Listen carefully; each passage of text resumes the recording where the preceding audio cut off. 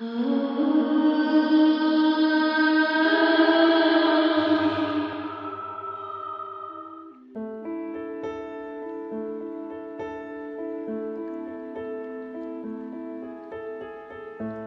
do you define success? For me, success is getting to the point where you are absolutely comfortable with yourself. Take some work to get there. Welcome to Day 10, the reality of inner strength. For a long time, beginning of each year, I used to ask God, through my resolutions, to help me master a new virtue. The year I requested strength, I was confronted with one exhausting, soul-sucking experience after another. After that year, I quit asking for what I thought I wanted. Now I just take what comes. Here's what I've learned. I can rely on the strength I inherited from all those who came before me. Each one of us has ancestors who were tested with unimaginable hardships, and they survived. When I try something new or I'm faced with a challenge, I bring all of my history with me, all the people who paved the way for me. Everything I've ever done in my life is a part of who I am. I take my strength from their strength. I've also come to realize where there is no struggle, there is no strength. Inner strength comes from having been challenged, having adversity, and often pain. And the problems that make you want to throw your hands up and shout, "I give in," can also build your tenacity, courage, and determination. We all have the ability to stand up, face resistance, and to walk through it. If you feel you're walking into fear, know that you already have the enduring power that you're asking for. Then say thank you, because you know at your truest core that your greatest struggle will produce your deepest strength. The mantra for today's meditation rings true for me. I know it's ultimately true. Being at peace is my greatest strength. Let's embrace that peace, and then we'll meditate together.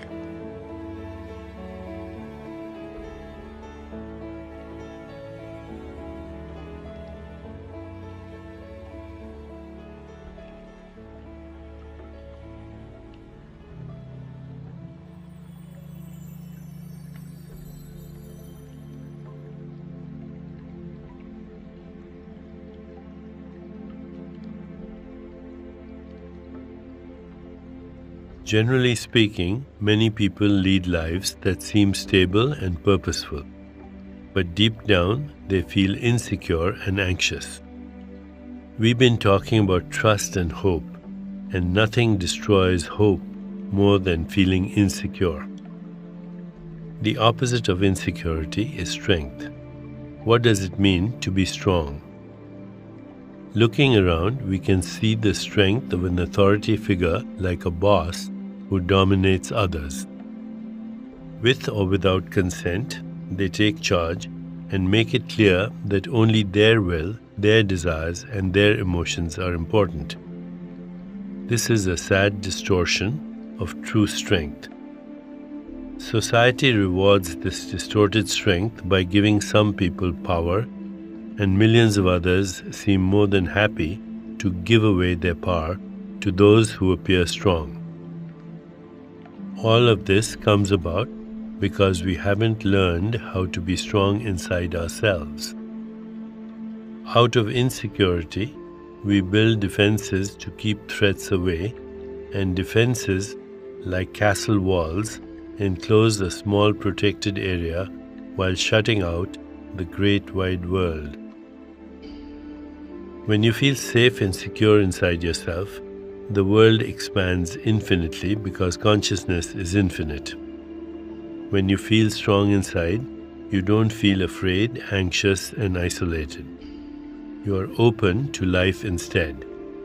And in openness, there is strength.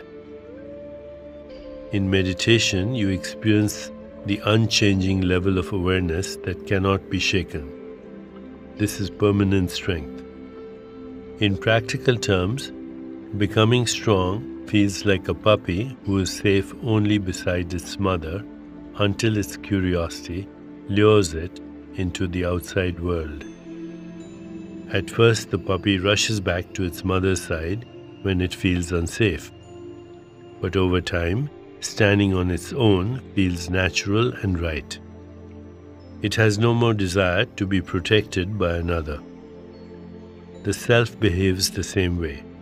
It starts out needing protection or the illusion of protection by clinging to externals like money, status, ego strokes, the bonds of relationship, developing a fit body, etc. These are good things on their own, but they aren't good if they reinforce the attitude of me against the world, or us versus them. In other words, a defensive posture. The secret is to experiment with standing up for yourself, speaking your truth, holding fast when you must, and always taking responsibility. When your inner strength and hope gets activated, you realize there was never you against the world or us versus them. There was only the power of hope in your consciousness and the reality it constructs.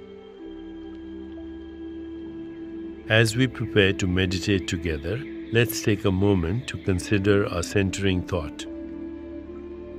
Being at peace is my greatest strength. Being at peace is my greatest strength. Now let's prepare for our meditation. Make yourself comfortable and close your eyes. Begin to be aware of your breath and just breathe, slowly and deeply. With each breath, allow yourself to become more deeply relaxed. Now, gently introduce the mantra Om Gum Namah. Om Gum Namah.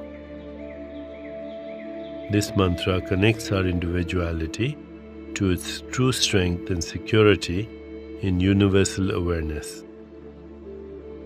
Repeat it silently to yourself. Om Gum Namah. Om Gum Namah. Om Gum Namah. With each repetition, feel your body, mind and spirit open into an expanded state of awareness. Whenever you find yourself distracted by thoughts, noises, or physical sensations, simply return your attention to silently repeating the mantra. Om Gum Namah. Om Gum Namah. Om Gum Namah. Please continue with your meditation.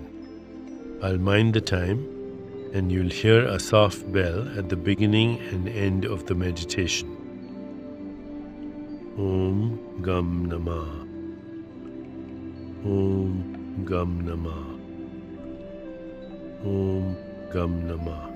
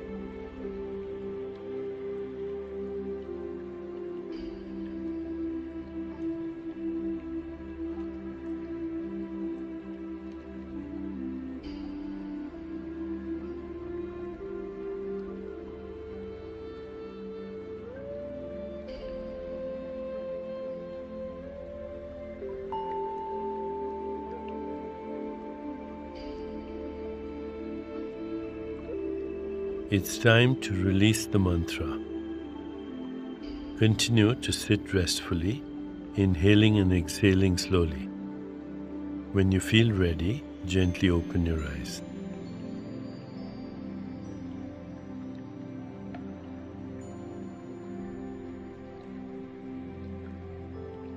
As you continue with your day, contemplate this centering thought. Being at peace is my greatest strength. Being at peace is my greatest strength. Namaste.